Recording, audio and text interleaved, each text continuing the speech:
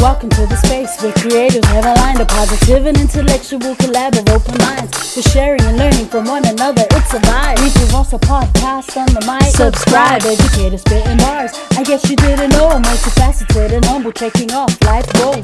The classroom is my comfort zone where I plant and sow seeds of knowledge, compassion, empathy, and hope. Reading is the key to unlocking your potential. Countless benefits, including cognitive and mental. Regardless of the genre, books are highly influential. Go get yours, I'll get mine. Making strides, monumental. Come rock with me and get down to this new jam. Reaching out to my friends, I had a very simple plan. Educate the masses through books and life lessons. It's the grand slam. I'm out. Sala Falava, and welcome to the Reads with Rosa podcast. I'm so excited to introduce today's guest. She is an award-winning writer and poet whose work has been published in various publications across the Pacific. She and Lani Wendt Young are the co-founders of Tatou Publishing, and they are the co-editors of Va, Stories by Women of the Moana. Aside from being a mother and writer, she is a lawyer who has served the public in both Samoa and Australia, and currently working as a chief legal counsel in New Zealand. Welcome to the show, Sisilia Eteuati. Hi. Hi, Rosa. So happy to be here. Super excited. Yeah, I'm like, can you tell? I'm like, calm down, man. Breathe, get a grip. I'm so stoked that I reached out to you, and I was so nervous because I wasn't sure, like, do they do publicity? I mean, I know that we will get into the anthology, and I know that you guys are doing publicity, with the media and stuff, but I was like, who are you? You're a nobody, but let's just reach out. And so I was stoked that you guys replied back, and I am so grateful, and I truly, truly appreciate you've given up your time to have a talanoa with me. So yeah. Number one, you're not a nobody. I have been fangirling your podcasts. I think they're really awesome. So, but the other thing I guess as well is that it's really fun for us to be able to talk to people who are interested in reading the books and interested in reading generally. Like that's an awesome thing, to talk to our people who are, our peeps who love reading like we do. Our peeps. I love that. I want to kind of just launch into talking about books and reading, but I can't ignore the fact that you're also a lawyer. Like, I know you did a master's in creative writing. How did you get into did you also do a law degree? Is that how this happens? Yeah. You have to do a law degree to be a lawyer. At least in New Zealand and Australia, you do. In England, I understand that you can just work with lawyers for some time, and there's a different process in England. But in New Zealand and Australia and Samoa, you have to do a degree. I always loved reading. I always loved writing. I was always very fiapoko. And the mix of those things meant that I thought I should be a lawyer. So I was very interested in being a lawyer from when I was pretty young, probably a teenager. I also loved, I really loved writing. I loved creative writing, loved reading. And so I wrote for school and for fun. As a way to process my feelings. In Samoa, I had a lot of books in my house. So there's not a lot of access to books when I was growing up, but I had a lot of books in my house. That was a real priority for my parents. And, there were the types of books that had been through cyclones, had the bookworms. Like, people think bookworms is not a literal thing. In Samoa, that they are actual literal things because you see them and you see the holes through the books. So there were all those sorts of books. And so I was very privileged when I was growing up in Samoa to have read just a vast amount. And it was my escape. And so I liked both of those things. But of course, when you're growing up in Samoa, for many of us, your aim is to go on to get a scholarship. And I was a scholarship kid. I came on scholarship to the University of Auckland, and I got a law degree, and that was probably Well, what I'd say is that my law degree is over drinking age when the drinking age was 21. My law degree came of age quite some time ago. Mm. Man, because I think because before I even read the anthology, I had to know who are these writers, like who are these amazing women, these who contributed to this anthology. So I was reading before even reading it. I went and read everyone's bio, and then that's when I read Lani's bio, I read yours, and I was just like, wow, okay, so she's practicing, but then also a writer. Like it's just such an interesting mix. And I want to talk about the word fiapoto because I've heard Lani talk about, she mentions that all the time. And then to hear you mention that word, can you tell our viewers and our listeners what that word means and just why are we always hearing this word fiapoto? Because it has negative connotations, but the way you guys talk about it, it's so empowering. It's like I rated up there with the word brave and encouraging and motivational and inspirational. So back to you, fiapoto. What? Yeah, so What is that? Fiapoto literally, and I'm sure all of our Samoan readers know this, Mm, means wanting to be smart. yes, It has the same sort of connotations in English as like smart ass or smart aleck, right. right? And I suppose in Samoa, definitely growing up, being fiapoko is like about where is about asking questions and Mm, challenging things. And we have Samoa's got a very beautiful living culture. It's a homogenous culture.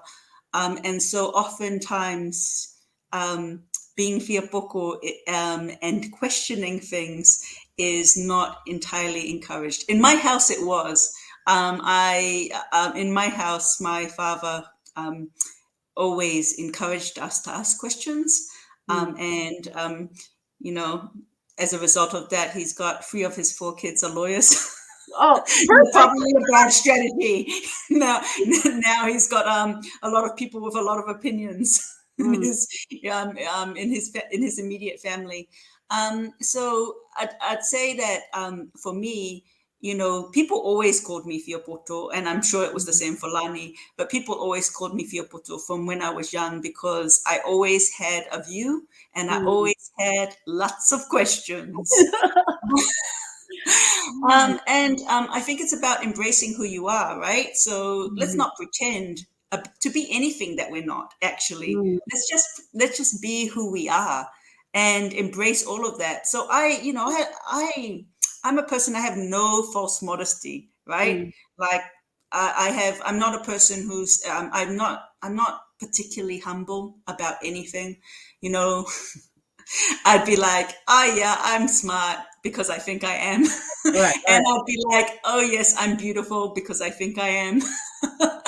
I have no false modesty. But I also, on the other side, I know all of the things I'm really bad at. Like Mhm. I'm really, really, really bad at singing. I really want to be a good singer with all my heart. I want to be a good singer, but I cannot hit a note. If it hit me in the face, I could not hit a note.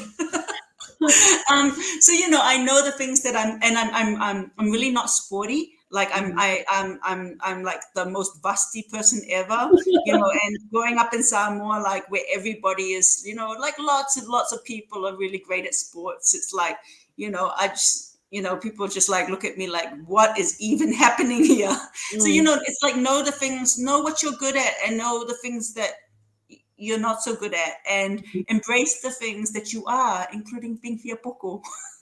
I love that. I love that so much. And that's why I say when I hear it written down and I hear articles, when I see articles where you guys talk about Fiapoto and being brave, and then when I hear you guys talk about it, I'm like, why didn't we have people telling us this when we were growing up? Because when I think about the word Fiapoto, I have scarring memories, because you just don't question. You don't ask those questions in church. You don't step out of line. You just don't try and stand out, I guess is what I'm saying, right? Because, and so when I hear you guys talk about it, I'm like, man, why do we have people like that giving us that encouragement? When we were growing up in school and just in the church, because church is a huge part of our lives growing up, so that's why I wanted to ask, for you to kind of explain a little bit about what it means to you. Yeah, I'd like to. I'm Mekokisi, right? And I'm like Mhm. Mekokisi hard, Yeah. right? My family has been Mekokisi every generation. We've had a Mhm. whaiwhi out in every generation of both my father's father and my father's mother's family back to the missionaries, right? So, super Mekokisi. So of course I was, brought up in a church as everybody is in Samoa, and of course, I went to like Mekokisi youth camp, right? Yeah. I remember we had Bible classes at that Mikokisi youth camp, and I felt like Bible class, like in Samoa, was just for the whoever was running the Bible class, like to just tell you things. Right. That's it. It's not a discussion. Right. And I knew that, but I'm Fiapoko, so I was still like, got some questions. Eu ofisili mole. I have a few questions. Mm. So yeah, look, I think the thing is that that I think the thing is about being Fiapoko as well is about saying it's okay to be confident in yourself. Mm. It's okay to, like I said, embrace the things that you're good at. There's nothing terrible about it. Nothing. The sky will not fall down if you're confident in the things that you're good at. Wait, You're good at a podcast. wait a minute. You're good at doing this, and that's a special skill and a special talent. You should Mm. embrace that. Amen. E whakasa me kokisi, I can relate. Anyways, when you said me kokisi hard, I was like, I'll just let it finish, and I'll be like, e whakasa hard. Tatou Publishing. I guess this is where we need to start before we even talk about the anthology. Oh my goodness. When did the idea come about to when did you and Lani start the conversation? Like, is this something that has been in the works for a couple of months, a few years, or was it like, what was the point where you both said, okay, you know what? This is gonna happen. This is what's going down. So it started on November the 14th or thereabouts, which was about exactly the same time as we posted about it on November the 15th Like, actually, I last read year. that. Yeah. So, this is the thing. When you're confident in your abilities and you trust your abilities, Mm.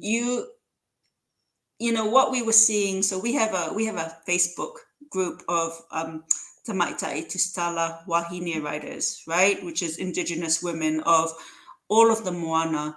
It's just a little group. Before it was a group where people used to come to my place and write and wine and wine.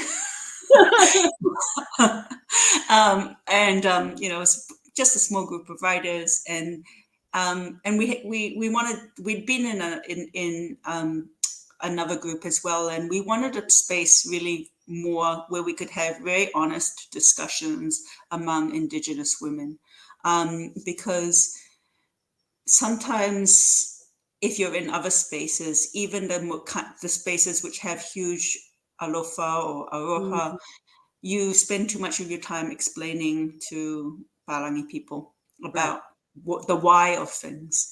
And so we actually didn't want to spend a lot. We wanted to, say, okay, there's spaces for that all over the internet. But what we want is a space just for Indigenous women to have real conversations about the things that affect us as writers and Indigenous women. And so we sort of started it up again, revitalized it. And then we noticed really in a short period of time that quite a few people, quite a few wahine were expressing doubts about their writing. And we thought we should just put out a book. Let's just put out a book. Let's have a really short time frame, and let's just put out a book, because we knew that the women, that writers that we were talking to were amazing writers. And so we knew that we really had a deep belief in their stories, and in all of our stories, I suppose. We had a deep belief that the stories were there. So we gave a 2-week time frame. So this was in November last year. And we were like, let's just do this. So I think it came from, it came from that initial, we really want to show people that this is really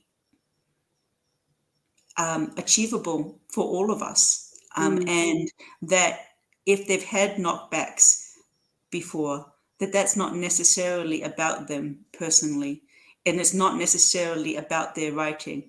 It might be about the fact that publishers just aren't ready, or publishing houses, those systems are just not built for Indigenous writers.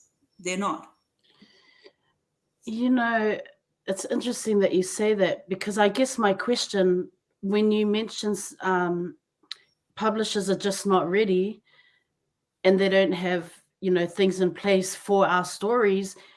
I mean, it's 2022, 2021 when you guys did this, when you and Lani, put this out there.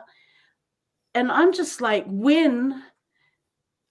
goodness, it's 2022. Like, when will houses be ready to put out our stories? Like, just the fact that it's all like you guys did that, and then you had the different women, women of the Moana contributing, like you all did that. But why does it take for us to put our own stories out there? Like, surely after all these years, and our stories that are already being published and put out there, like, when are they going to be ready? Like, I don't get it. Like, it's just like, come on. Come on, these houses. What I'd say about that generally, and I think this is true in life, is that it's pointless in life thinking about the why other people don't do things. The only thing that we can do in life is to actually do things ourselves. Do you know what I mean? Like, I can't speak as to why publishers haven't understood that there will be a huge market for this type of writing. And it's really a wide variety of writing. It's not just like a type, do you know? And I don't understand, I don't necessarily understand. I understand that publishers are a part of, we all live in a capitalistic system, and the publishers are trying to guess what audiences want, and I understand that. But it's not clear to me. I mean, there are publishers in New Zealand, at least, that have had great success with a focus on Maori and Pasifika writing, and I'd mentioned Huia in particular, Huia publishers in particular. And they're a Maori company, and so and Maori led, so that makes perfect sense to me.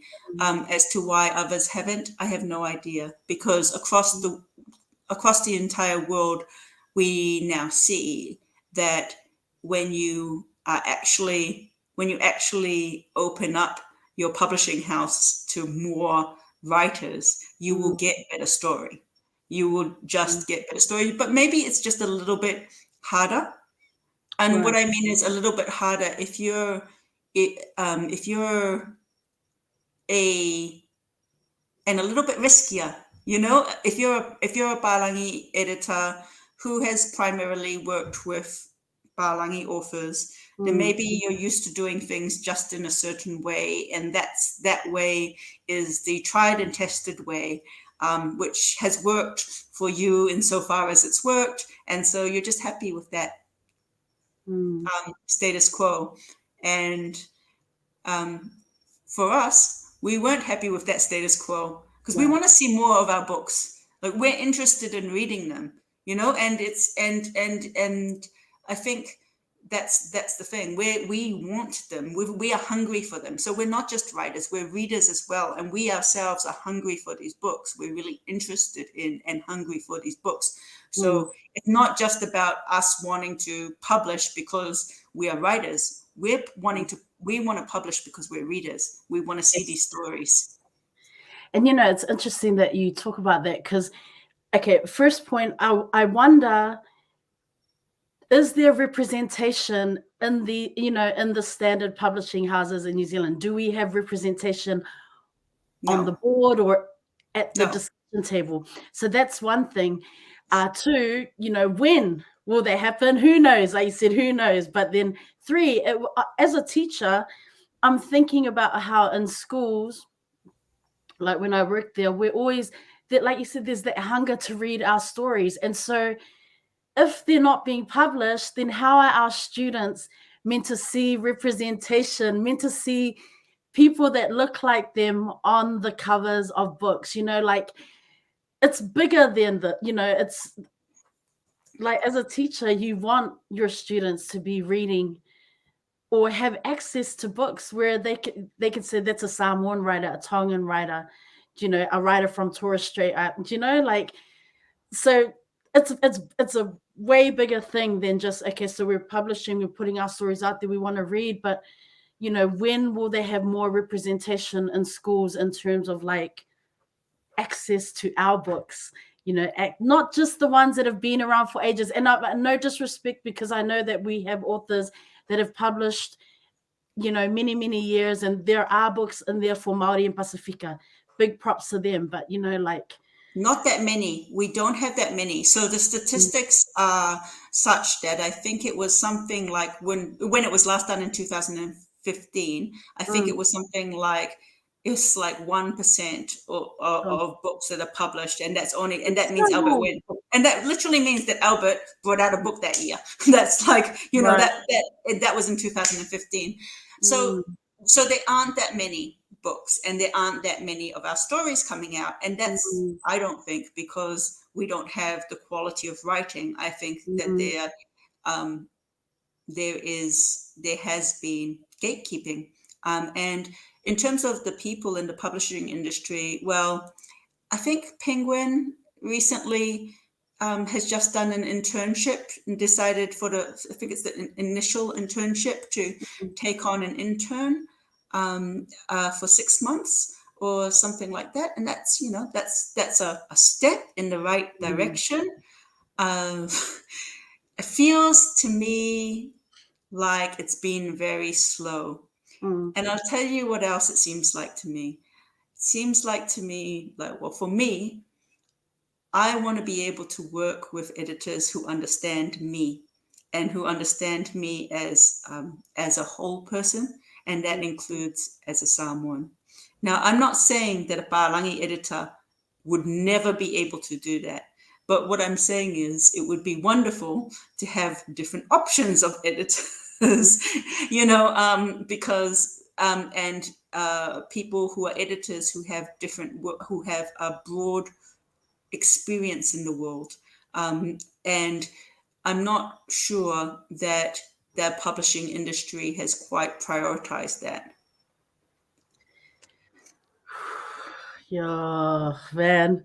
I'm not an expert, by the way. I mean, this is a learning process for me as Mm, well. I've been really grateful to Lani, who's a very good friend of mine. mm. Although we only met via the internet, although we both are from Wow. Samoa, we only met via the internet, which I think is a funny story, and through writing. But she's now one of my closest friends, and yeah, yeah, it's been a process of learning, and I've learned a lot from her, but not just her, from other people who are in the group, who are writers and who are published authors as well, who've Mm. been published. Everybody brings a little bit something different, and that's been really useful and really wonderful. It's a Um, community effort, essentially. oh, it's amazing. It's an amazing community effort, like, oh, wow. In this one article, the headline says, Tatou Publishing is here to rock the va'a, rock the boat. I love Yeah. that. I was like, ooh, this is getting juicy. I love this. Yeah, do you know what's so interesting is it's not even a new way of doing things. Like we're not, I don't think we're pioneers in any way. And even the concept of pioneers is so balangi, right? And Mm, normally the pioneers come and they're like just pretending that there were no people there before them. right.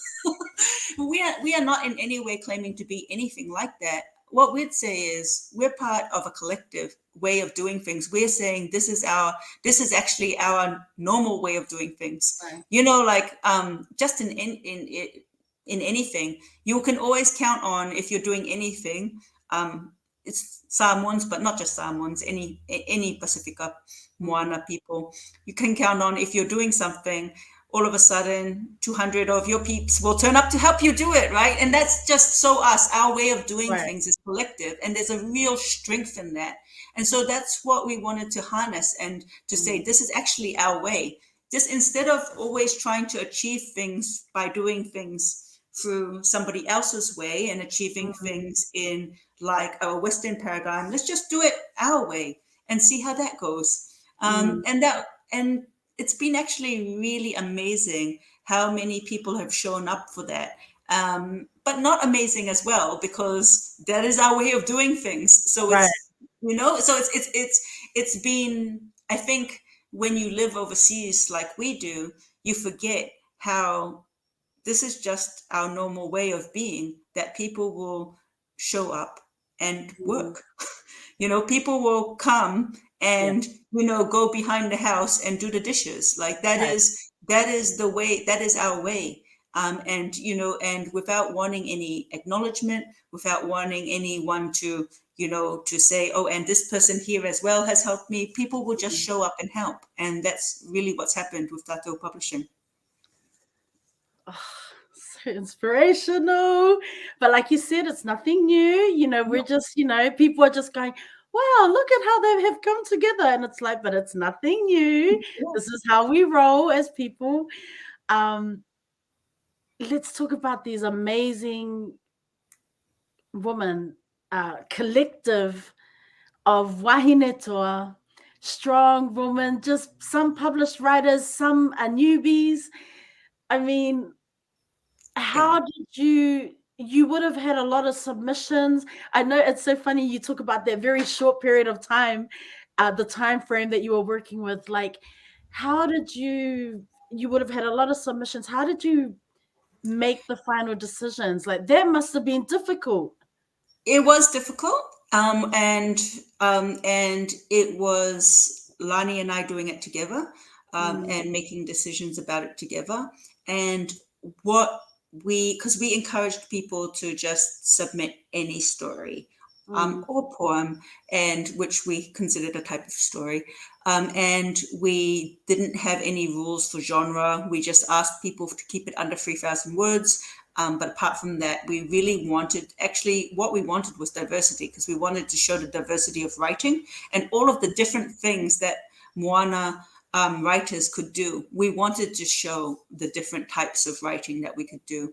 And so what we did was, because we're writers ourselves, as well as in this case, editing the book, we wanted to do what we hadn't had. mm, So mm. as writers, often in the traditional, more Western publishing way, you send something off, you might hear back 6 months later, yep, you're in, or no, thanks. And you have very long times to submit things. So you have like 3 months to submit, maybe longer. You know when the window is ahead of time, and then it takes a long time for them to work it out. We didn't want to do any of that. What we wanted to do was, and then there's no feedback as to why your story was or wasn't accepted. So you just have to guess or not Yeah. know forever whether that story whether it was a problem with your actual story or what it was. So we didn't want any of that. We wanted to just, what we wanted to do? We really wanted to be honest and say, look, when we are approaching these stories with like alofa. We know it's hard for writers to submit stories to people, and we wanted to get back to them really quickly. So what we were doing was, as people were sending stories in over the 2-week period, if they sent it in, we tried to turn it around really fast. So we were really trying to turn around stories in. So we weren't saying, oh no, we'll just wait and see, we'll get all of the submissions first and then we'll see which ones are the best, and then those are the ones that we're going to go with. We didn't do that. We read the story on its merit to see whether this story was a wonderful story, and then if it was a wonderful story that we wanted in the book, we were like, we will make room for it. Whatever other stories come, we're going to make room for this story, because this story is a wonderful story and it deserves to be published. And it deserves to have an audience. So, that was the way of it. The other thing is, we did quite a lot of intense work with some of the authors. The stories were wonderful, but in some cases we were entered into a conversation. And so we didn't just say, if we saw a story and we thought, look, this is an awesome story, it's really good, there are some things that we think, that might do with an edit. And we want to have some conversations with you about that, we would write that to to person immediately and say, great story, we probably are going to need to do some edits. How open are you to the editing process? So that, because it really should be a partnership between the writer and the editor and the publisher. And I mean that by equal partnership, not like where one person has all of the power and the other person just agrees or just goes along with it. It should be an equal process. So we really then partnered with the writers to try to get the stories to try to do the stories the justice that they deserved. And that isn't about us telling the writers what to do. It was often about asking questions. So saying, is this what this, this says this.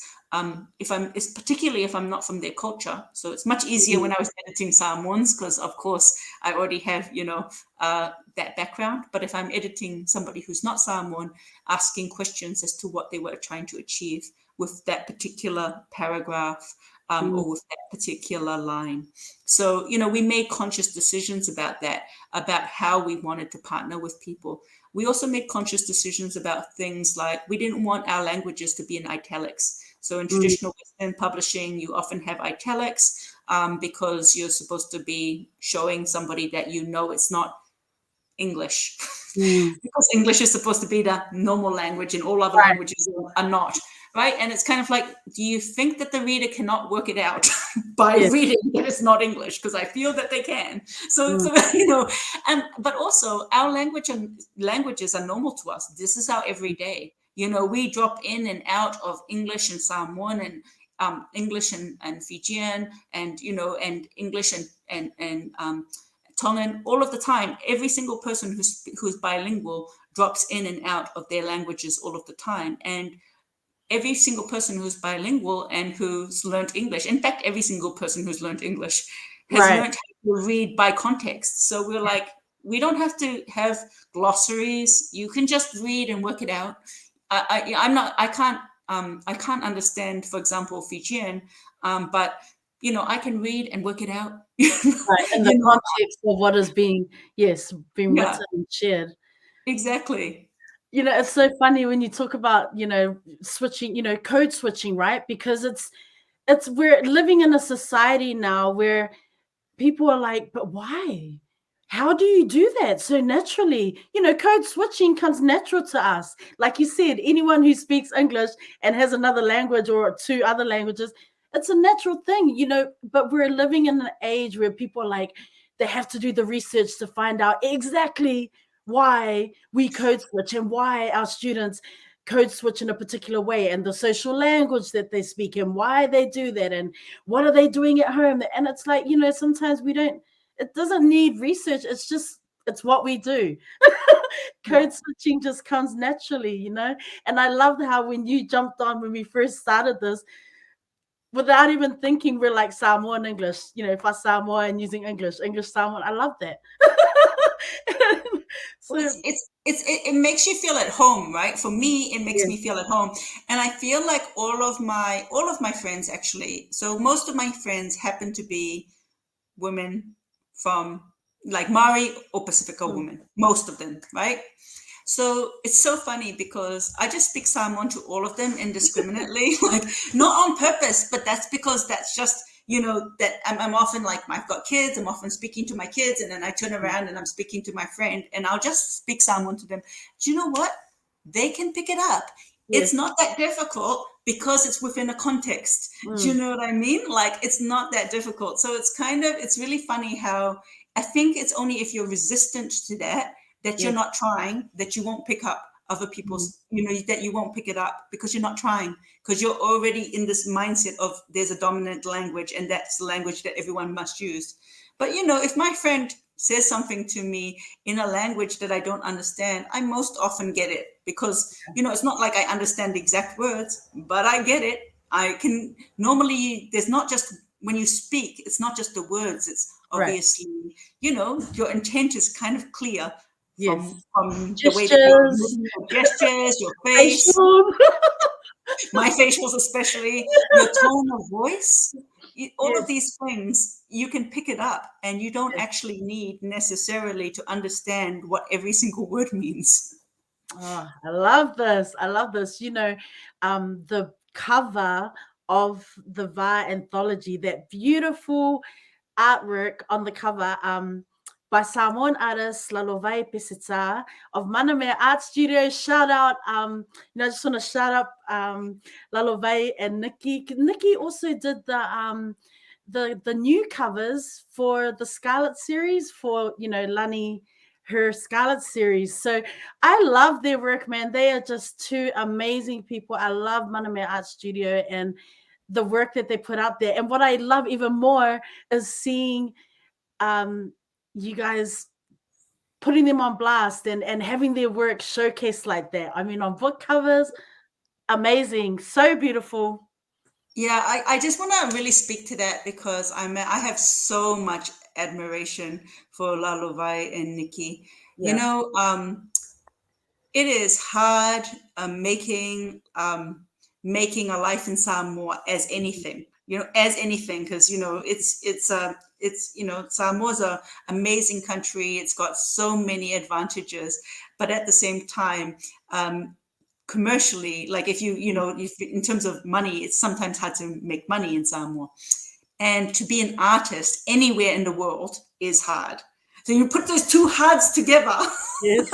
You put I love art. I love art. It's something that makes my life happy, and I really love it. But you put these two things together, and they are making it work with Manamea Art Studio in Samoa, and that I have so much admiration for that. But not only that, but they are also exceptional artists. Each of Yes. them are exceptional artists, and I, I've traveled widely.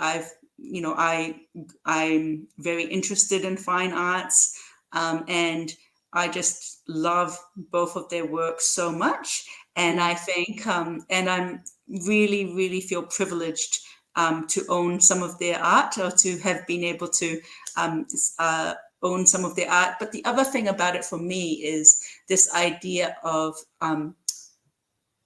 art, this fine art by Samoans. And I commissioned a painting from Nikki actually at some point, and it was really important to me. It was a picture of myself, a painting of myself, because as I said, zero modesty. Zero humility. So it was a picture of myself, a painting of myself. But it was really more about the concepts of actually prioritizing the feminine and Samoan knowledge ahead of Western knowledge, was what I wanted her to paint. And what she captured was actually really amazing. And I had really felt an affinity. I've never met Nikki in person, but I really was like, I want a Samoan female artist painting me as a Samoan female, because I feel that the vibe between us, that she will understand it. And she completely did.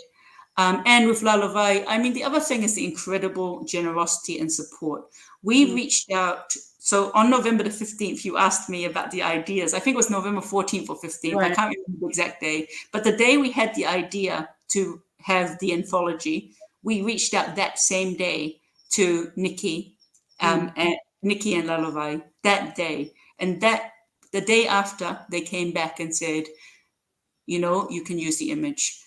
So we reached out to them to say, look, we really want to use one of your paintings for the cover. And they came back, and that alofa and that spirit of artists supporting other artists is really what I think Nikki and Lalovai are all about. You know, it's really amazing to see. They're just fully in support of and fully behind us immediately. And I feel so privileged because, to be honest, just grab it here. Like, a cover sells a book. Yes. It's the truth that a cover sells the book. And I couldn't have thought of an image more perfect for VAR, because this image was exactly as he painted it. So we're just incredibly grateful, because it is the artwork that sells the book. And so we're so incredibly grateful that he allowed us to use it. And that Manamea Art Studios has been kind of like fully behind us the whole way. Yeah, I wanted to mention the cover. I love their work. I love their heart for the community. And I also just want to shout them out because they have been super supportive of my brother and his music. And we actually, I met them, I think it was 2019, December. They had a little show. I think it was December 2019, a show, and not a show, like a little exhibition in Ponsonby. So we went to support that. Then we went to visit them, and just such kind people. When my brother went to Samoa in Feb 2020, just before, the borders and things shut down, he went with Levy. They were there doing, Alo Your Favor tour with the schools, and they came on board. They did a real intimate evening at their studio. I mean, they went hard out, to support my brother and his music. And, people don't have to do that. But, my brother has a really good relationship with them it's been a few years now. And it's just, there's not a lot of people out there who are that, that kind, that honest and trusting, in terms of like, do you know what I mean? We live in a society where people do things to get things, to get something back, but they're not that kind of people. So I really want, when I hear you speak of them, I'm like, man, they did that for my brother. And they, I think he's just commissioned something for. Yes, that was amazing. That cover, number one, didn't know that was your brother. Amazing. And that collaboration was, and that cover and then music, honestly, it was just like blowing my mind. I was listening to it on Spotify just the other day after I saw it on their page. Like, that's why I listened to it, because I saw it on their page. It's like, as artists, they fully, they're always like, my brother just, he loves them, they support him so much. And my brother tries his best to, support and find ways that he can support them back. And it's like, there are just not many genuine people out there who just do things for the love of it. Do you know what I mean? And I absolutely love the heart for community. And I always get excited. I love sharing. Anytime I see they've put up a post, I'm like, gotta share that, man, because there's so many people love art, but they haven't discovered Manamea Art Studio. They haven't discovered Manamea Art Studio. So I'm like, check these guys out, man. They're awesome. So yeah, the cover of the book is absolutely beautiful and perfect. Yeah, it's so funny, actually. I feel like what you're talking to, I mean, really, that thing about artists supporting artists, it's really true, right? It's really true, unfortunately, that not everybody is like that. But that's that's what I aspire to be like. I aspire to be a person who wants to help other people. And it's not because I'm just this nice person. I think it's just helps all of us, actually, if we're all like that, if we're all out of, because honestly, this is what happened after he gave us permission to use his image. We were then able, like, people saw, so we then got the art designed into the book cover. And then I think that helped people understand that it was real. And it was certainly real for me and Lani, because then we were committed, because we had like, okay, we've got a book cover, we better get some stories for this book. So one. Yeah. Oh man. Oh, you guys are just amazing. Let me just get my thoughts together. I'm like looking at my questions, like, where am I up to? I just got lost in all of that. That was amazing. Sorry, I told you that I like ramble on. No, I'm totally in it, man. I'm just like, okay, focus, Rosa, focus. I was wondering, so obviously I've been loving the posts going up in terms of, some of the writers coming together. Obviously, a lot of you still connect via, it's only online connection. Is there, like, I wonder if in the future we can have some kind of symposium, something where we can celebrate women of the Moana and stories. Yeah. Like, is there any chance something like that could happen, or Oh, maybe an completely. online conference? Yeah, completely. I would be really keen for that, to be honest. Like I said, one of my best friends now in real life is somebody I met through blogging.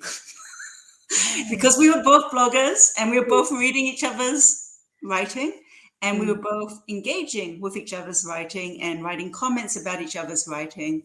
And that's how we became friends, because we're not the same age. So even though we both grew up in Samoa, Lani was like a cool 21-year-old when I was probably like not so cool 15-year-old or 14-year-old. Yes, I'm younger. You can't really tell, but I'm just saying. So, I think, but it wasn't just Lani. There were a number of other bloggers at that time. I was in Australia. I was in Sydney, and I was traveling a lot for work from in my previous job, and I really was just missing home. I was so homesick. I think I literally Googled Samoa. I think I was just like Googling it's like in somewhere, potentially Bangladesh. And I was just like, I'm just homesick. And I was just like Googling Samoa, and I came across a number of women who were blogging, and their blogs were amazing. And reading them was, I was like laughing, I was crying, I was like, whaikakalaing. I was like, hara whaikakala. And I was like, who is this? Yeah. I want to know who is this, because at the time, most of the blogs, they didn't have people's names on them. They had, other pseudonyms. And so through that, I actually met a number of amazing writers who were blogging. And honestly, their writing on the internet was a massive mea lofa for me as I was overseas and missing home.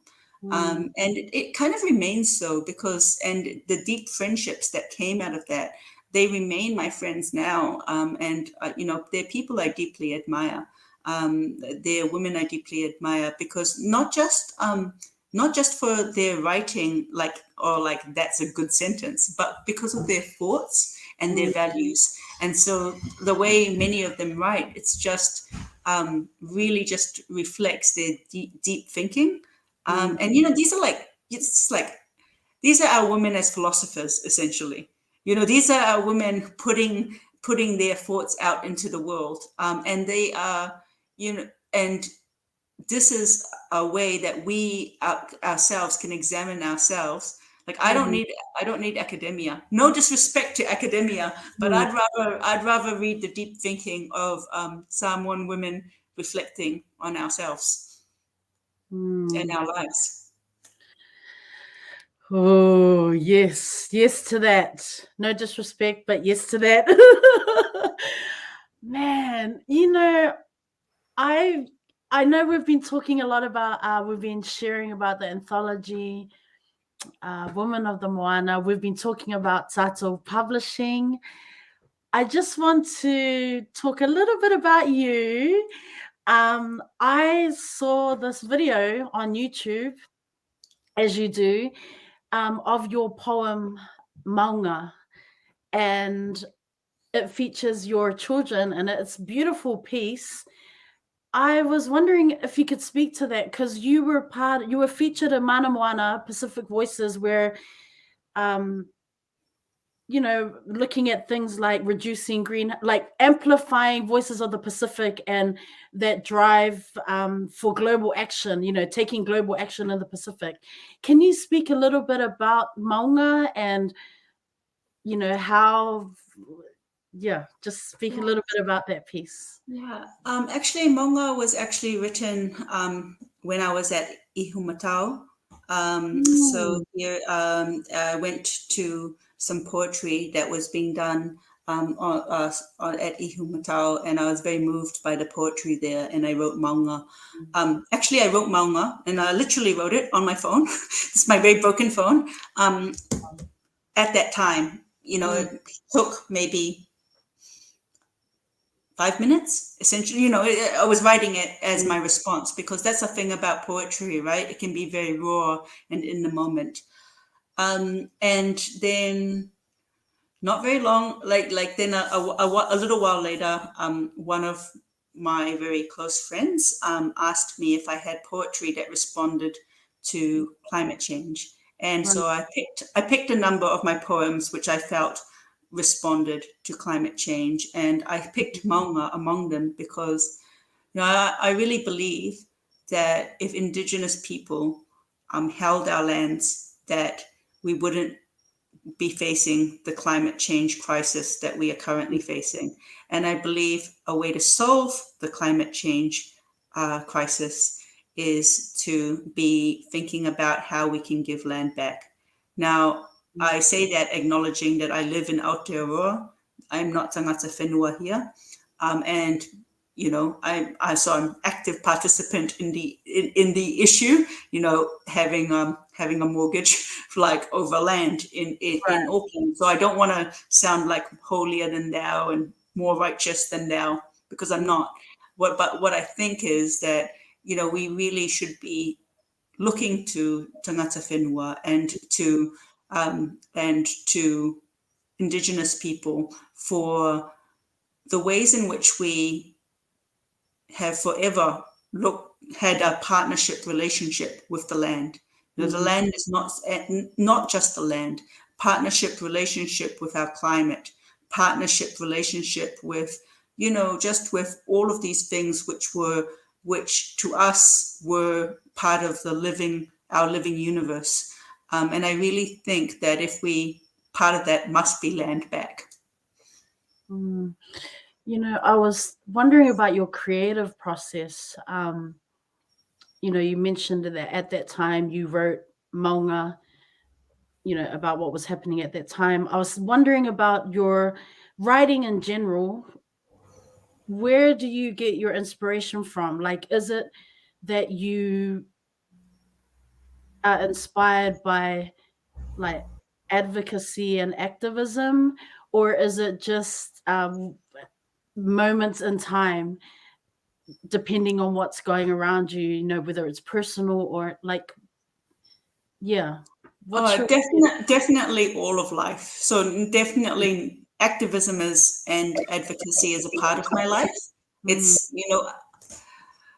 I'm a person who I don't think I've ever been part of a protest in my entire life, I'd say, because, I really believe, e para ma'ale para upu. We don't, like, words don't decay. So I really believe in the power of words, and I believe in the power of speaking truth. And so for me, I think that there's, activism is just a part of life. It's not that I'm, which is, it's not a part of, I don't see myself as an activist, or either I don't see myself as an activist, or I see everybody as an activist, one way or the other. Do you know what I mean? Like, I don't see myself as somebody special or different in that way, because I think we should all be thinking about these things. It's part of our everyday lives. It affects all of us, and we should all be wanting better. And we should all be also wanting to do better, because, that's how life is. We should want to do better and be better. And including, and when I say do better and be better, I don't necessarily mean achieving things in achieving things. I think we should be thinking about, what does better actually look like? Because in lots of cases, better might be like, actually, better is going back to the ways of our ancestors.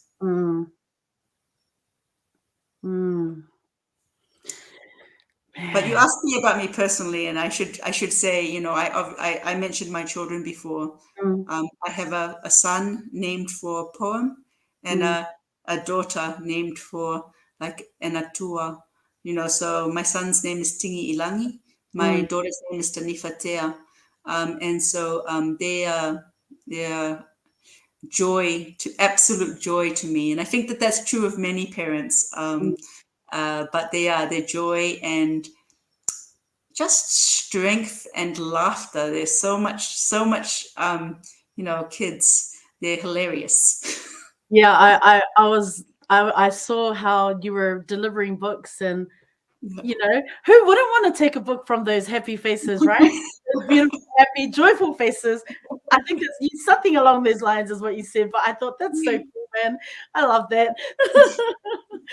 I just wanted to touch upon, you mentioned the blogging, because the way I found out about a lot of our Pasifika writers, female writers, is through Lani's blog. Like, I remember a few years ago, I was always looking for, like, just searching online, trying to find stories, who's out there writing for us.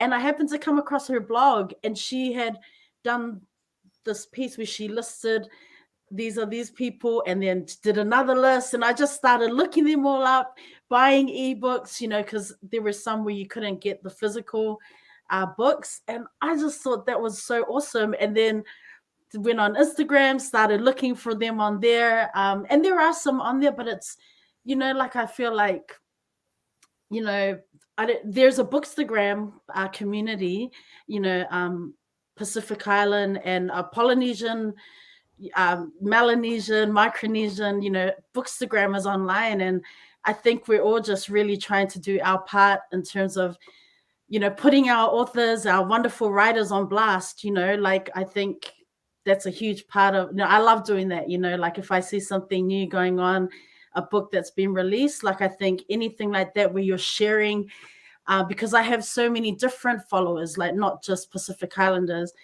So I love that I can just put our writers on blast, and then other people are interested in it who are not necessarily but Pasifika, or Māori. So,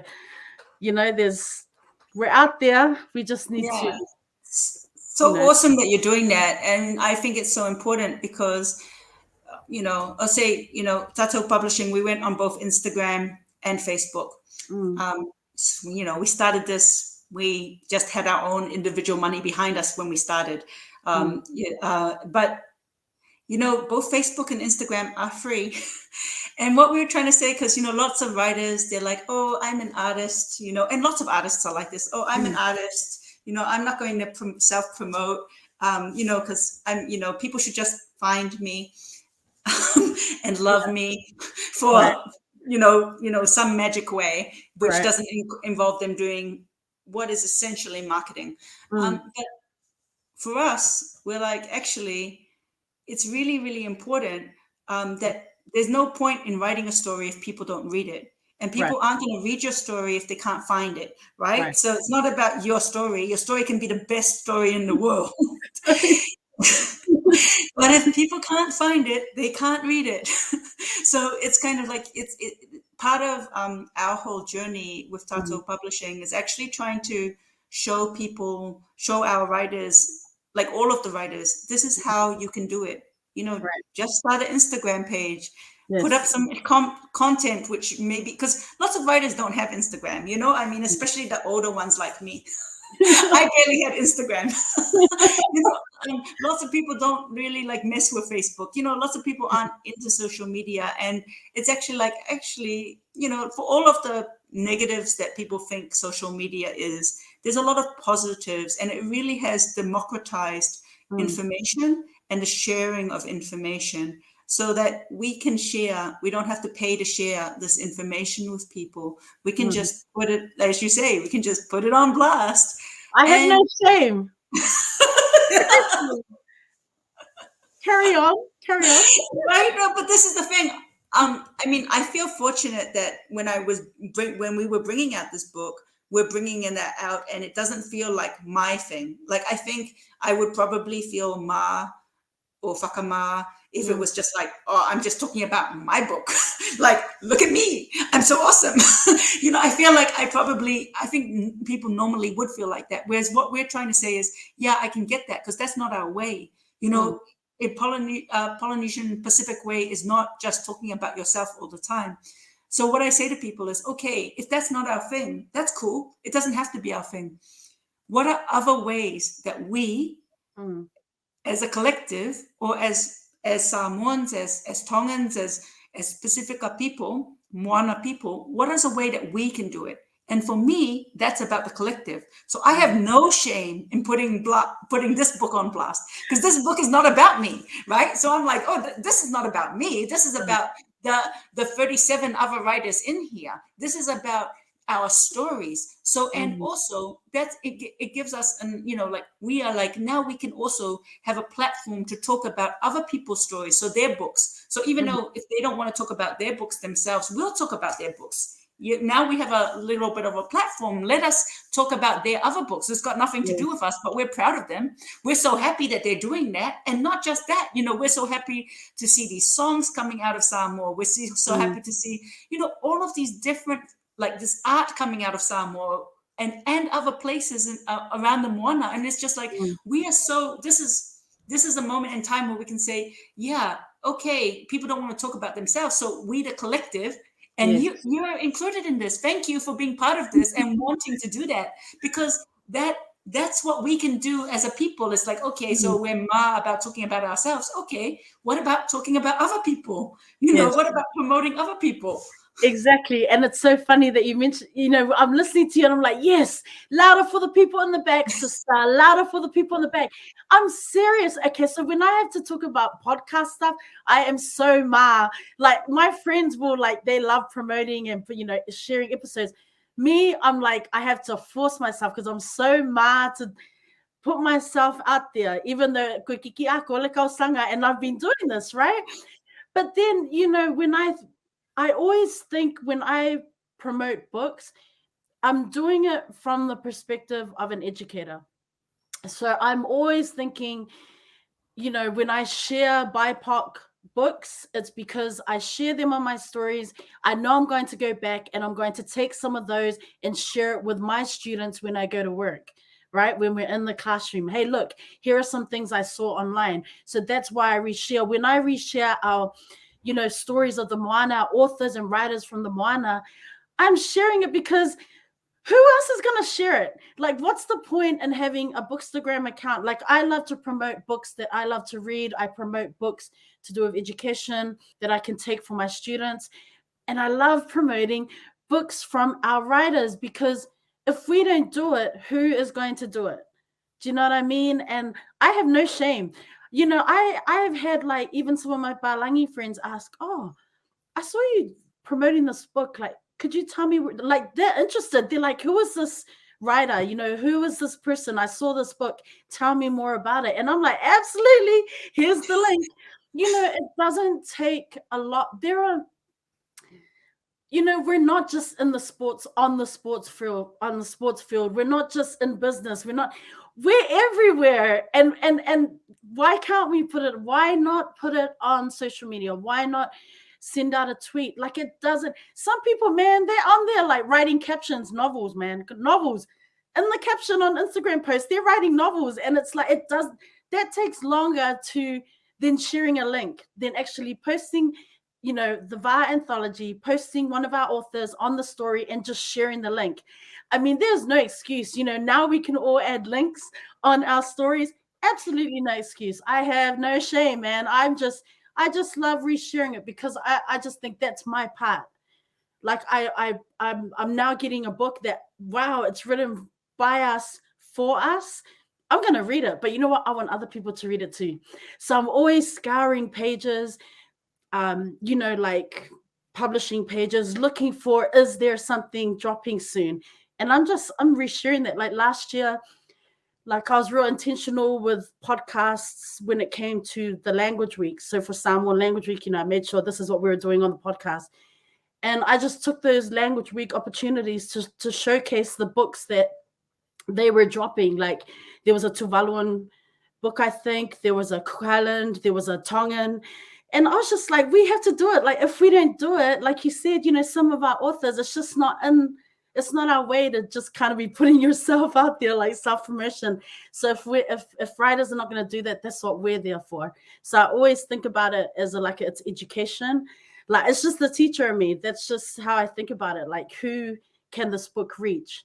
Even it doesn't have to be a Pasifika person. This could be reaching someone that has no connection to the Pacific, doesn't know anything about our stories, but you know what? They might read it, and there might be something in there that moves them or resonates with them. 100%. Like, I'd say, like, one of my favorite authors is Chimamanda Adichie. And I love her books, and I feel like I know a lot about Nigeria from her books. And, when most people think about Nigeria, I think they think about that stereotype of those bank scams. I don't. I think about Chimamanda. I'm like, straight to Chimamanda, all positive from me. This beautiful writer who just really can encapsulate just the most amazing stories. And I'm like, and I'm nothing to do with, I'm not from Nigeria, but I'm like, I just love her stories so much. And I feel like that's what a good story can do. Good stories transcend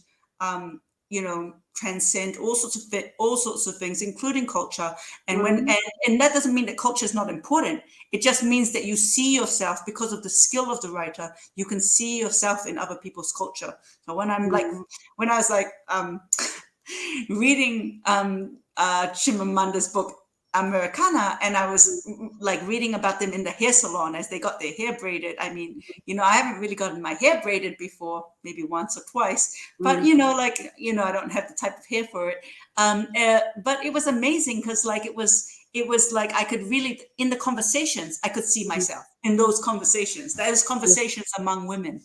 Yeah, I always laugh at, like, I always laugh when I read books where Black authors, they write about, it's always like a church scene, and the mothers are being whekakala, or the mothers are wearing big hats, or they save their best offals for Sunday. It doesn't matter what goes on during the week, but on Sunday, you're that much closer to God if you are clean and so I love, that's something, because for us, like, it resonates, right? Like, so when I read, books by Black authors, and there's always that church scene, I'm like, yo, Samoan church, right? It just always makes me laugh, right? So there are themes in there that are in the book which are really universal. Themes about love, themes about betrayal, themes. There's love, there's betrayal, there's kind of the longing, that the idea of longing for something. There's kind of childhood lost type themes. I like I wrote it, but with Lani, but I like our sci-fi piece. I don't know if you've read it yet, but I really like it, because what happened actually was one of our writers had sent us a piece which was essentially VT in space, right? It was Fijians in space, but then it was called Sunset on Mars. Gina Cole had written an amazing piece called Sunset on Mars, and then she actually remembered that she had actually already submitted that, and it had already been published elsewhere. We were trying to do new pieces for this. And so me and Lani were just joking about each other, like, what would Samoans be like in space? And we were like, you know what? Samoans would be exactly like they are right here. They'd be trying to take over everything. Because that's who we are as a people. That's how we roll, yes. That's how we roll. We roll deep. We roll like that. Like we like just, we are essentially like very diasporic people trying to take over everything. And we would still have the same level of judginess. You could be all the way 5 million galaxies away, same level. Same. Oh, that is hilarious. The physical book is available now. Is it just available in your part of the world, in New Zealand? No, it's available everywhere. So where Amazon is. Okay. So it's on Amazon. You can order a physical book from Amazon. And I know that some people have got it in Japan as an example, because they have sent me photos of them getting the physical book in Japan. Cool. I know you can get the same as so Amazon's got different outlets. So Amazon Australia and Amazon in the US, for example, they both do printed books. So you can get it from there. We've done a print run in New Zealand because that was the easiest for us because we were here in Aotearoa. So we did a print run in Aotearoa. And the books have been selling so fast, we will do a second print run shortly. So, really excited. Everyone listening, now you've heard it. No excuses. I also need to get my physical copy, so I'm excited for that. But everyone listening, watching, please support our women of the Moana, our amazing writers. Get the book. If not the ebook, get the book, please.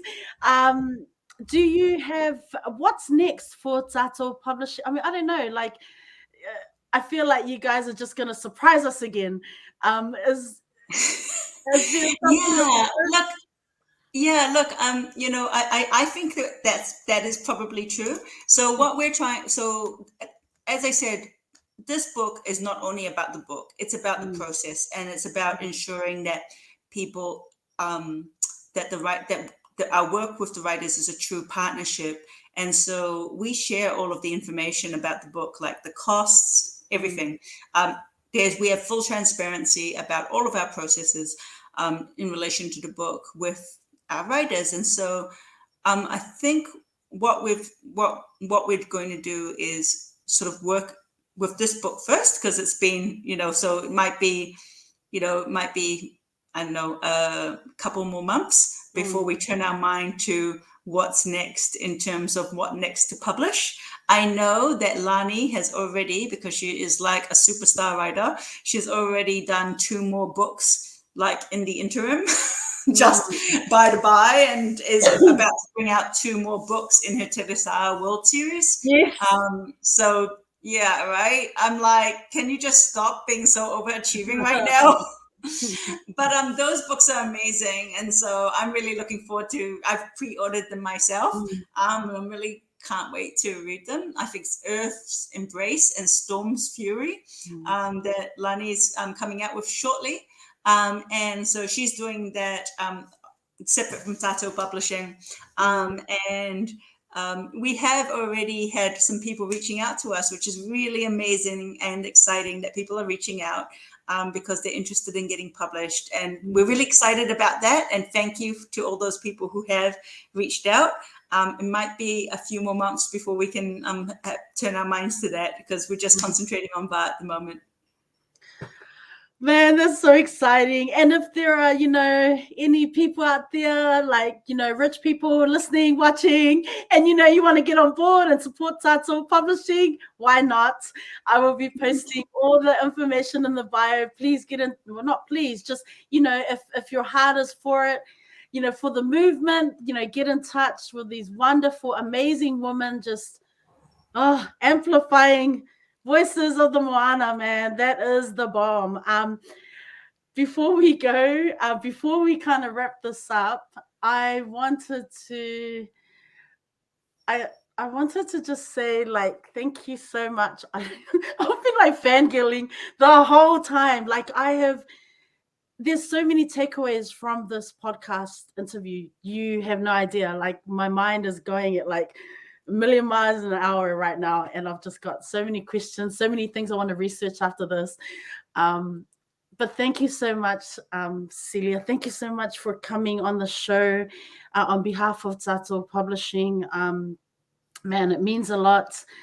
And thank you for supporting the podcast as well. Like, man, when you told me you watched the episodes, I was like, oh my God. I'm like, oh my gosh, she watches the show. Like, what the? She's so busy. Why is she watching or listening to the podcast? So I'm so humbled, so grateful, and I appreciate it. I wanted to wish you and Lani and just the movement, the collective, all the best, as Bookstagrammers, as part of the community on Bookstagram. I can tell you we will continue. I will continue just to put our stories on blast, put our authors on blast, because it's just super important. So wishing you and Lani all the best with other projects and plans for the rest of the year. Just malo. Thank you.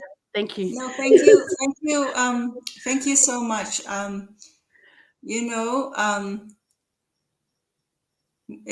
moia le kala e le sili le tai I le tapuai. It's really true. And so the only reason that anybody, I think, in this world is able to do anything is because of the support and love from others.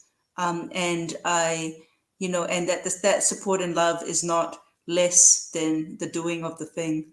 I really believe that with all my heart. And so I think that potentially is also why we're deeply Christian people, because we believe in that power of that,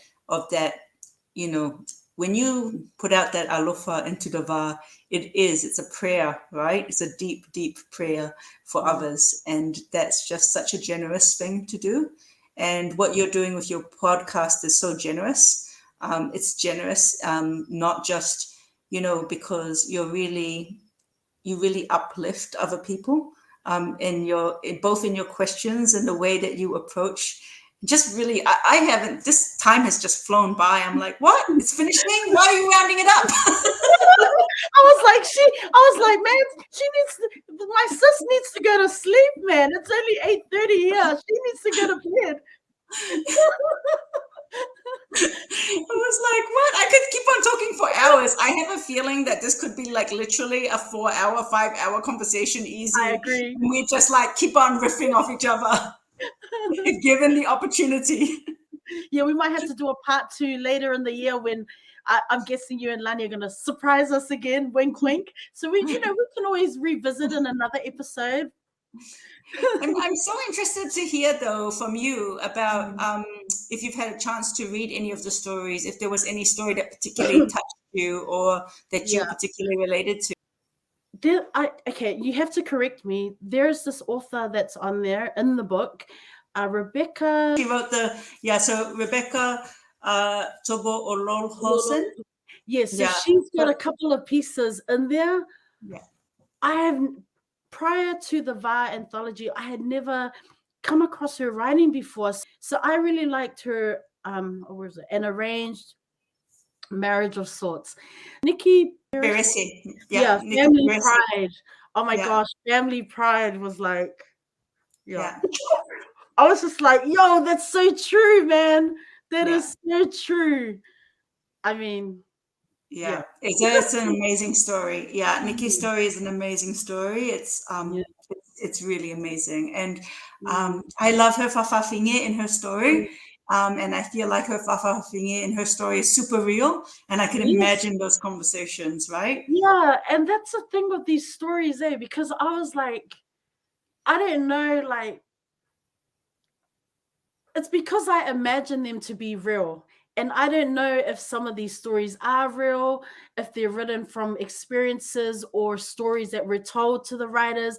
But every story, I'm always like thinking, wow, is this real? Like, did they experience this? Do they know someone that went through this experience? So those are the things that I'm thinking about as I'm reading, Yeah, trying to feel the it's story. interesting as well. I just want to say as well, though, because I really love Rebecca's writing as well. It's Mm, amazing. It was amazing to me reading a Ni Vanuatu writer from Vanuatu who lives in Vanuatu. So mm, I've been to Vanuatu a few times, but I've never lived there, or mm, I've never lived there. I've worked with a lot of Ni Vanuatu, but I'm mm, not from Ni Vanuatu. I'm not from Vanuatu. But the thing that was amazing to me reading mm, her stories is I felt such an affinity to her mm, and to her experience. mm, I mean, I don't mean that she actually experienced them, because these are just stories, yeah. but what I mean is I lived in her stories for the moment Mm, of time, and it was such a privilege to live in yes, her stories and to right. feel that story and feel the reality of that story for that a moment in time that I'm reading it. And it Mm, really felt like, because this is the thing, right? During COVID, we're all in this amount of time, none of us can travel. We're so far from mm, home. So it's such a privilege to meet these women in their countries, the countries of their heart, their mm, countries, and to feel like exactly like, ah, I know that thing. Like, you know what I mean? Like, I know it. I know that thing. What she's mm, talking about, I understand that. And I know it. It feels so familiar to me. It felt like mm, homecoming. It really did. It felt like homecoming to me to read so many of their stories. And there are some hard stories in there. Yeah, you were talking a mm. lot about you as an educator. Do you teach secondary school? Yeah, so I teach middle and high school, so grade 6 to 12. So 6, 8, 10, and 12. 6, Yeah. 8, 9, and 12. Yeah, so for me, I really think it's super important for children to read these types of stories. And Mm, I mean, even the hard ones, right? So I mm. don't know about you, but all through my high school, we're definitely reading all of the Harlequins and the Mills and Boons. And, there's just such an Right. idealized, and I'm not saying those books are bad. They're Mm, idealized, they've got a formula, they're idealized mm, love, right? And they have sex in them. And I'm like, actually, it's really important for kids, and I mean teenagers, to be able mm, to read these types of books as well, to mm. understand, like, actually, sometimes things work out, sometimes things don't work out, Yeah, like sometimes bad things happen. yeah. To understand all of these things, to see these Mm, things and to understand them in a book in a way that is safe. Because and I mm, really think that in a way, because reading these types of things is a way that is safe mm. without actually just finding out about them because they start happening to you. Do you know what I mean? So I Yeah. really think it's important to read about these things because it starts conversations. Yes, and that's the thing with the stories that I've read so far is I'm like, man, we need more. We need, yeah, like we need I mean, I live here in Japan, and the intention is I'm always looking for writers, our books, our writers to introduce. Our librarian is amazing, and she's always looking for different story. Getting but amplifying BIPOC voices, amplifying Indigenous writers, getting it out there. Um, but I was thinking, definitely, as growing up in New Zealand, that these are stories that we need to read more about because there are really difficult topics and things that happen in some of these stories. And I felt triggered. I felt some kind of way. I really felt like, wow, people are writing this. We need to normalize writing about these difficult issues. Um, because like you said, only finding out when something happens to you is the worst way to go, so um yeah, Yeah, while there's go ahead. I certainly felt triggered too. I mean, I was abused when I was 4, and Mm, so I obviously triggered by sexual abuse. To be mm, honest, I feel like, well, as an example, when I've talked to women, I'd say that probably 9 out of 10 of them have probably experienced sexual abuse as children. And I don't just mean island women; I just mean women in general. So it's a topic that I'm passionate about. I'm passionate about talking about it because I think, like his in silences, that these things become bad. I don't feel I have anything to be ashamed of. I was 4 at the time. But I was really triggered when I was reading some of the stories, and not because they're not good stories, but because some of them dealt with sexual abuse. So I actually did a Excel spreadsheet, and I highlighted every story that had abuse in it. And there were only 5 out of the, I think, something like 50 pieces actually sexual abuse, but it's still a heavy topic. So even those 5 pieces can be difficult to read, and I understand that. But I just think it's so important. There's not just abuse, though. I mean, I think sex is such a taboo topic, and then people are often like, "Oh, well, we shouldn't have sex." Right. Like generally, or swear words, and we have swear words in our book as well. Yes. And it's kind of like actually, let's be real, because these are things that children deal with actually on the daily. Like kids hear swear words on the daily. Yeah. Like I said, kids will be reading about the idealized version of sex in books that they sneak on, even if their parents are like the most like conservative parents ever. They'll read those books because they are able to get them at libraries, and they should be able to get them at libraries. I'm all for it. But I'm saying, so like, let's also say, you know what, sometimes you can be like, we've got stories in here, like sometimes you can be in a relationship and it just doesn't work out. There's and there's also stories where people love each other and it does work. And it's, it's a snapshot of life type story. So it's kind of like, these things happen, and they're part of life. And so let's not just leave our children in ignorance of these things. Exactly. And I think, and we live in a society now where like kids have access to this kind of stuff, these stories online, they're reading experiences, they're seeing videos, there's footage out there. So I feel like, when I think about VA and I think about what the collective has put together, it's such an important educational resource. Not just for, yes, for our people, yes, for our young people, but just for anyone, because like there are universal themes. It just triggers us and hurts a little bit more when we know it's written by our people, because like you said, there are a lot of issues that aren't brought to light, that are swept under the carpet, that are, we don't talk about in our communities. And so we need to normalize those conversations so that the same mistakes aren't made like over and over. I'm getting like real, like, do I need to go and get my bumble and do my inhaler? I'm getting like real, but do you know what I mean? Like Yeah, I know. I mean, I'm a person who I'm like always like, let's fa'ala me umaya, like, I mean, the sun has healing properties. Let's bring all of this to light. Let's not sweep anything under the fala. Let's bring it all out. Let's talk about it. And in talking about it, we heal. That's that talking about it, and that is something that again is something that we've had from our ancestors, that ability to talk things through, the oratory and ability to say, actually, we can talk these things through. These things can all be brought out and engaged with.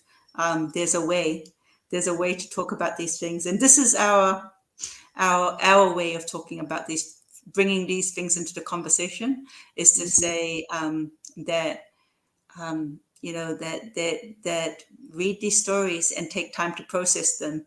And I do think, like, I'm like, I think I said at some point when I posted about this on social media, I was like, if you want to know who I am as a person, actually read these stories. And I don't mean just my stories. I mean, read all of the stories because they're a real true reflection of what it's like to be a Pasifika, a Samoan woman. And, things like red flags, like Dahlia's story, that happens, and Yes. I'm not saying, it Yeah. is a fictional story, but that Yeah. happens, that happens all of the time. Yeah. People make these throwaway remarks, and, Yeah. there's like microaggressions. And Yes. it's really interesting, actually. I feel so privileged to grow up in Samoa because, man, you just don't get that in Samoa, like these constant microaggressions of people just dropping like just this little snarky remark in so that Yeah. you know your place. Yeah. And when I was reading, like, honestly, was it yesterday, maybe, or the day before, when I was reading that, I was just like, yo, I'm feeling some kind of way right now. And I was like, I really want to post right now about this, but I was like, no, I need to finish the anthology process and then review. Like, I was just like, I can't be like jumping on every like, I've got so many things highlighted. I was like, calm down, Rosa. Calm down. But as an educator as well, like, she's an educator herself, so as teachers, I'm just like, you hear, it's not like we're just, of course, nowadays everyone talks about microaggressions, but they've been around for a very long time. Like you said, those snarky remarks, and you just want to. Yeah, those kind of remarks that are like, we want your input, not really. Just like over here in this little box over here, and we want your input in this little box over here. Anything outside of that box? No, thank you. We're so Exactly. Just again, the collective, you have all done this. Just the fact that this book exists, there's going to be so much more that comes from this, and I know, I've been reading reviews. I know people are slowly posting reviews and things, and I love it because everyone who picks up this book reads it online. There's so many takeaways, and there are so many points that will resonate with you no matter who you are. But I think more so, as woman of the Moana, as a Samoan woman myself, I was just like, I have a long list of things here I need to talk about. When I write about this, I have a long list of podcasts.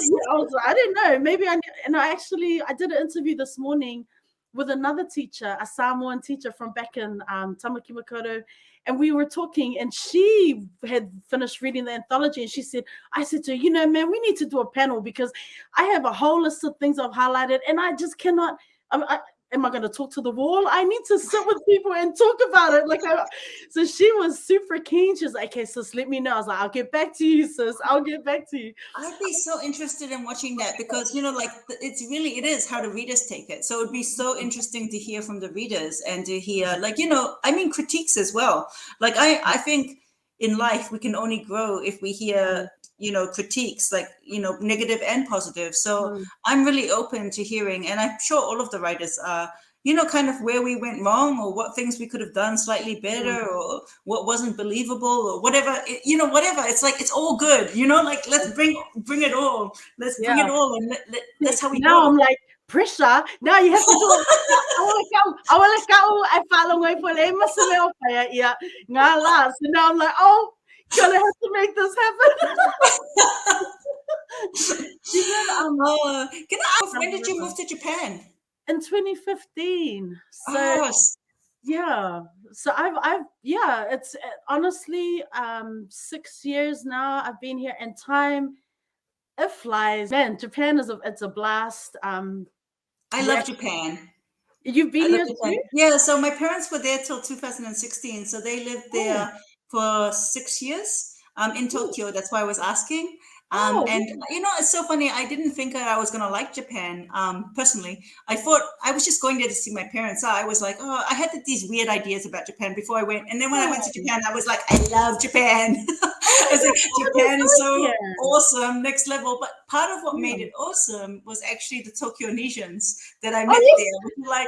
I was like, man, you know what? These are like the best people like ever. And it's so true that, Samoans around the world, because we're so diasporic, they just made me feel so at home. We were immediately talking Samoan. We were immediately joking in Samoan. We were like going,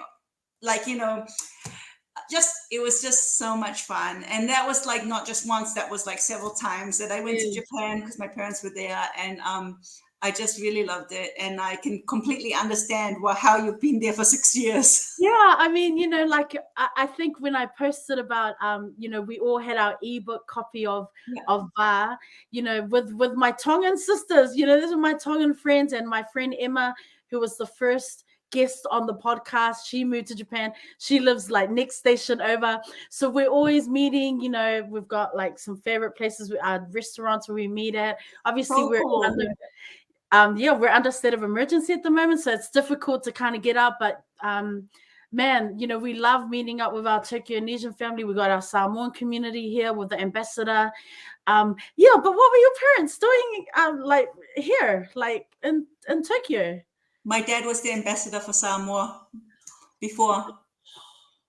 That's so cool. So that's why we kind of like knew a lot of the Samoan community there. So it was really cool. Man, what a small world. Yeah, I don't think I met the New Zealand, the Samoan community until maybe late 2016 or 2017. I actually connected with the New Zealand community first. So then joined the dance group and everything. So yeah. Oh wow, man. That is love Japan. It's fun. Love my job. And it's so cool that you're doing this podcast, and it's like a way to reach out. Like, over COVID, it's even more important that you're creating community. Yeah, I mean, honestly, I'm not really. I kind of alluded to it before. Like, I'm not really kind of put myself out there kind of person. Like, to be honest, and then like it will be a year on April 1st, but I can't believe I'm just so humbled when I think about just the different guests that have come on and shared a bit of who they are, in this space, from all walks of life. Like, I'm so grateful to just have met so many amazing people. A lot of them I knew, a lot of them I haven't met personally, obviously with COVID and everything. It's just been online, but I am grateful. Every interview I learn something that tells me I need to be better, that I need to, continue to do better, continue to learn, continue to be a better educator. So if anything, I know, a lot of listeners and viewers have shared their takeaways. They'll send a message. I love this. This is why it resonated with me. But I think even for me, like every interview, I'm always like, yo, check yourself. I'm always like, gotta check yourself, gotta do better, gotta, stay connected, gotta be a better educator, gotta read more, and people recommend books and what they're doing. And I just get super inspired by that. Yeah, you asked me about some books actually. And do you guys have this in your library yet? This is like Charlie Tangaroa. So I've got an 11-year-old. I've got an 11-year-old and an 8-year-old. And so I thought, instead of just bringing books which are like, that I was like, because Huya is bringing out some great books at the moment. And this is by an author called T.K. Roxburgh and Maori author. And really great book that I highly recommend for 11-year-olds. Excellent. I will look that up. 10-year-olds, yeah. Just because you mentioned. Yeah. Do you have any other book recommendations, like just off the top of your head? Yeah. So look, not everyone likes poetry, but this is one of the first books that brought me to poetry, which is Carlo Mila's book, and I feel like this is iconic, so everybody knows it, right? And it's funny because now Carlo and I, now she's one of my most beloved friends, but I met her first through her writing, and you can see her beautiful soul. She's one of the things I like about Carlo's poetry is that it's so real. And so lots of people say, I don't like poetry. And I'm like, if you don't like poetry, read Carlo's poetry, because her poetry is not only brilliant, like poetically brilliant, but it's also very real. Because I think one of the reasons most people do not like poetry is because they think that it's not very, it doesn't relate to them. So, but I feel like, and I've got Carlo's latest book here too, The Goddess Muscle, which is really amazing. And another book that I personally really liked recently was this book called The Shadow King, which is by Maza Mengiste. And that was an amazing book. It's she's a Ethiopian writer, and so it's a wonderful book about women in the midst of war, and women holding up the world in the midst of war, and it's really beautiful. So I recommend that. Apparently, I just noticed that it has a 2020 Booker Prize in it. So apparently, I'm not the only person who recommends it. The Booker Prize also recommends. There you go. I can't wait. This. I can't wait to look that book up. Man, that is this is, you know what's so cool is, like, as a writer yourself, you're just like, I'm gonna fangirl over these amazing books. I don't care. This is what's up. That's so cool. Seriously. I've got so many. Like I said, I feel like maybe this is true of all of us. Maybe we're all readers first. You know, we're all readers. We're all you know, a story is give and take. Yes. You know, like that's like, so, you know, it's like we're all readers first. I fangirl so many people. Writers, really specifically writers. And it's interesting today because I was dropping off some books with my kids, like you were saying, and then I went in and to the bookstore, and I was able to buy some books for my children. And you know what? That's honestly, it feels so abundant to me to be able to buy books for my children, because it's not an option that we had in Samoa. You know, just to be able to like purchase a book for each of them feels like I feel incredibly rich when I do that, like, because it just seems like, wow, I'm spending $25 on a book, you know, like that seems like, you know, like a really massive thing for me. It's like, man, that can be my last $25, but if I'm spending it on a book, like literally that will be like it, like no food, but I'm gonna be buying this book. No food, but let's just get these books because that's way more important. I get it. Oh man, that's so funny. Oh, I was going to ask, I just remembered. You know, okay, so I've said this many times, I'm a huge fan of audiobooks, but you know, it has to be like, I don't connect with all audiobooks because sometimes it's not the author reading. You know, it's some random that works for Audible. No disrespect to all those cool people that do that, but anyways, so I was wondering, when I think about, because the thing with me is when I read, I'm always thinking about the voices that the story is being told. As I read, I'm thinking about what would this character sound like, what would this person sound like, and so I was doing the same thing as I was reading, you know, through VAR. Is there any chance, and actually watching your manga video kind of really got me then super excited, thinking, I wonder if there's any chance that some of these stories will be recorded. Look, I hope so. I'm a massive fan of audiobooks. I love them, and I love them because I'm an insomniac, so it's really good to have something to listen to while I don't sleep.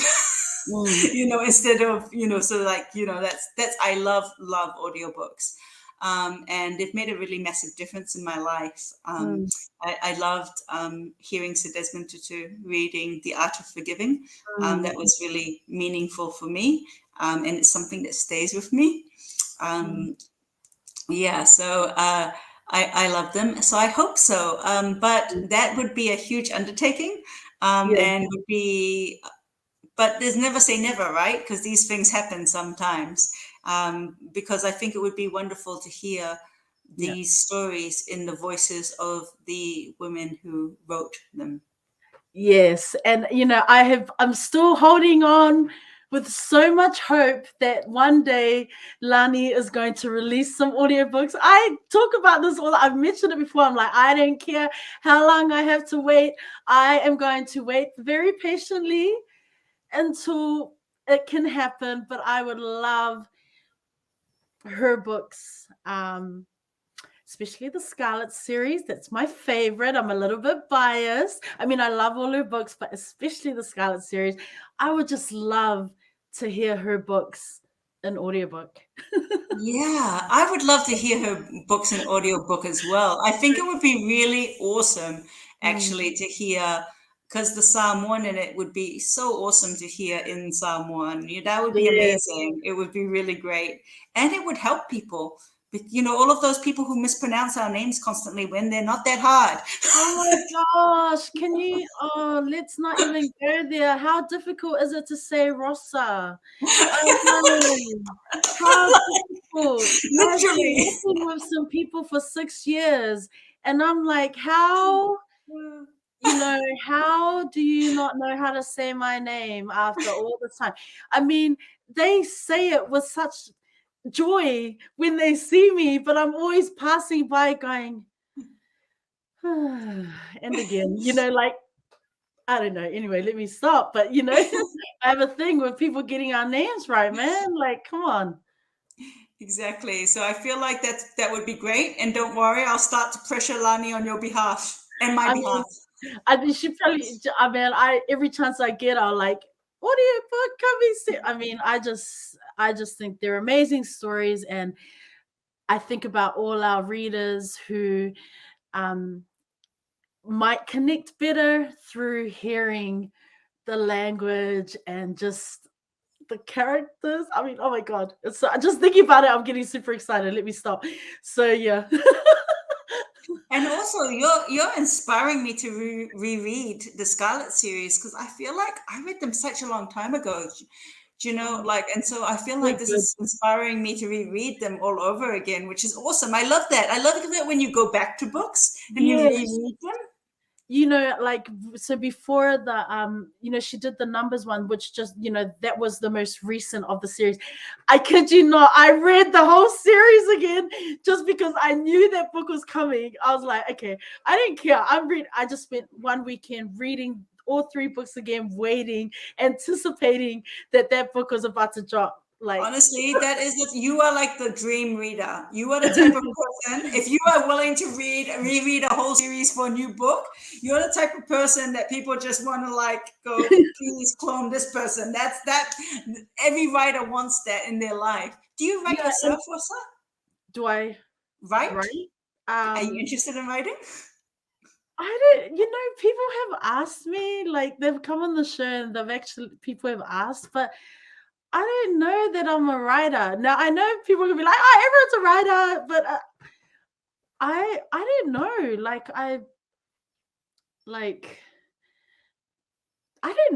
I don't know. I've always wanted to like do picture books, kind of, but what that would look like, I don't know. Yeah, I think I do think everybody has stories, and you tell your stories via podcasts. But I also think that it's fun to write things down, and sometimes it's really therapeutic. Just saying, I'm always trying to recruit people into our group. I mean, okay. So, I do write things down. I do write things down, and I like have written like just like songs and things like that. Like that I can do because I just don't think about it. I just do it because I get like, I'll hear something, I get inspired. I know it's silly to say that because, music is just like writing, right? It's just the same thing. But I don't know, man. When I read, I want to hear some of these songs. This sounds awesome. And also, songs are poetry, right? So yeah, also come over to the dark side. Come to the dark side. where do you start? Like, I do have stuff that I just jot down, and like I've written. I actually, my favorite thing on my phone is my notes app because I just jot things down, and then the voice memo,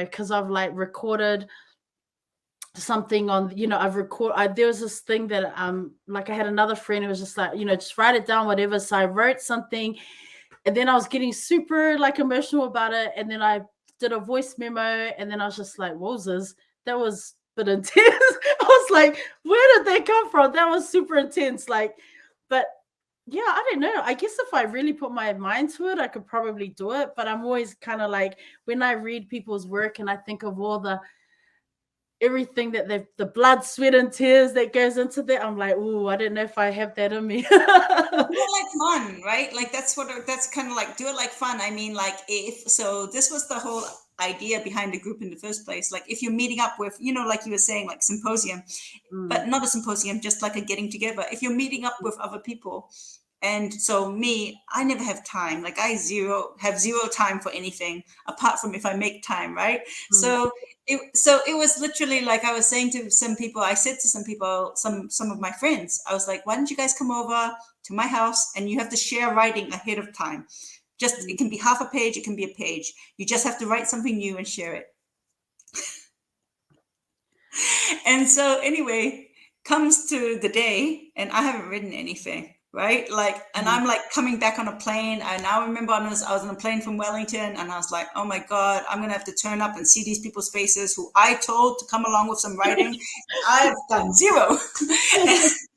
And then I just started writing something because I needed to, just like in class. You know how in class, when you're an English teacher, you're like, okay, now it's an assignment. Now you have to write something. And the first words are, it was a dark and lonely night, and then continue on, right?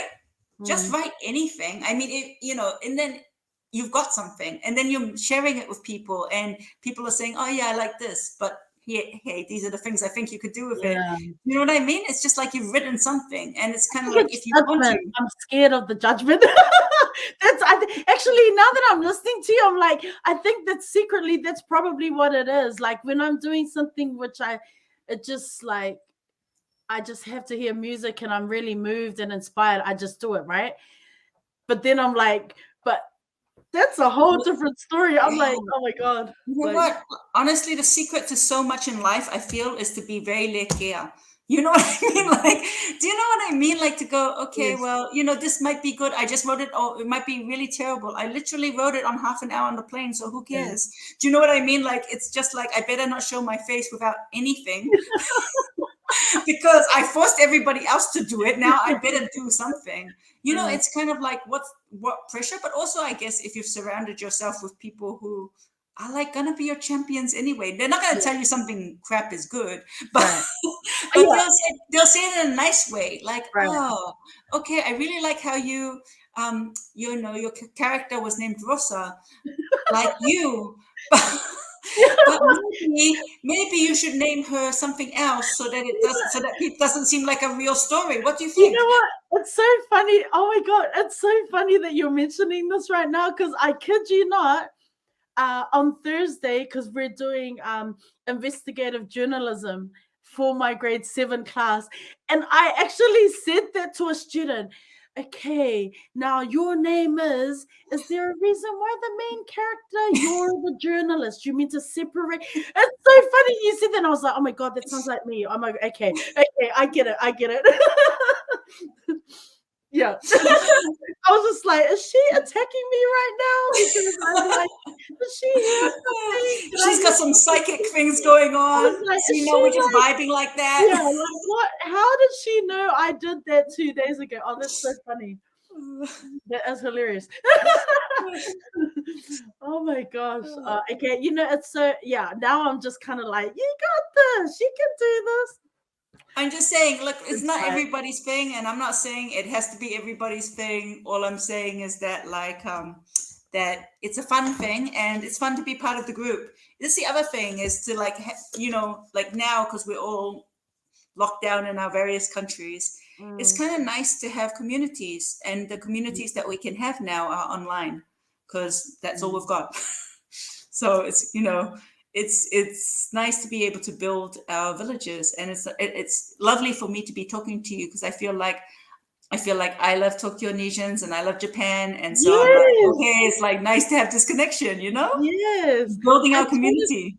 I get it. I totally get it, because when you responded to that photo, and I was just like, I could just feel the joy in your post. I don't know. Maybe I was imagining it, but now when I'm listening to you, I'm like, that's what it was. Yeah, it was me. Because when I went to Japan, it was totally like, I was working as a lawyer in Australia at the time. But when I went to Japan, I was like, how can I leave Australia and go and work in Japan as a teacher for several years? Because that was just the vibe. I was like, I love this place so much. It's just so much fun. I mean, there's so People many, are so amazing. There's so many. I've met people from so many different walks of life, and it's, again, we have the community from, Aotearoa. We have, we've got the whānau, then we've got our ainga here. There's Tongan community and Fijian community. I mean, it's just amazing the people that you meet. And I think a lot of times people think you're either a teacher or, a ART, or you're a rugby player. People kind of like label you and box you in like that. But there's so many amazing people here, just ripping their families from afar, ripping their villages, doing their mahi, and just it's cool, man. Like I get inspired, I've like, it just happens that some of my good friends are Tongan, strong Tongan women, and they inspire me, and they will give me the reality check. Like, when I'm always like, oh, I didn't know if this is gonna work. Oh my god, I didn't know it's the with the podcast, always with doubt, about why this, how this is going, but they always give me the reality check, and just uplifting and encouraging. And if I'm, they'll tell me the truth, and I love that. They'll just be like, okay, this is what's up. So it's Tokyo Nesians, hashtag Tokyo Nesians, man. Amazing group of just fam.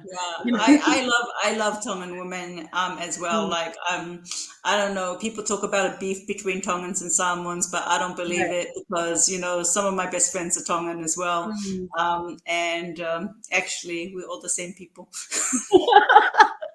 I like to tell all of my friends from any other island, including Aotearoa, I'm like, oh, you guys are the people that we kicked out of Samoa. You guys are our cousins. Like, we kicked you out. And then, it's like, So, we're all like same. And I just love, I've taken so much strength in my life from women of the Moana, which is why this book is so great for me, is that I was having a hard time last year. Last year was not a good year for me. I was really having like one of the worst times of my life, and to be able to draw on the strength of sisterhood and of women is been a really amazing thing for me personally. Oh yes, right here, right in the fatu. Right there, that's what's up, man. And I'm just laughing, because I think like 20 minutes ago I did the whole like say my lover, my losses, and then somehow we just carried on. So now that I realize it's like nearly 1:00 in New Zealand, I would like to say that, man, we could go for 5 hours, to be honest. But before you go, I'm very mindful that you have kids. You've got to get up and have your family time. I want to say, oh my gosh, we could totally go for 5 hours. But before you go, final words. This is not goodbye. I know we're gonna definitely connect again and put you guys on blast, Tatou Publishing. But final words of wisdom, more gems, encouragement, just for budding writers, anyone out there who's looking to like connect with a group or.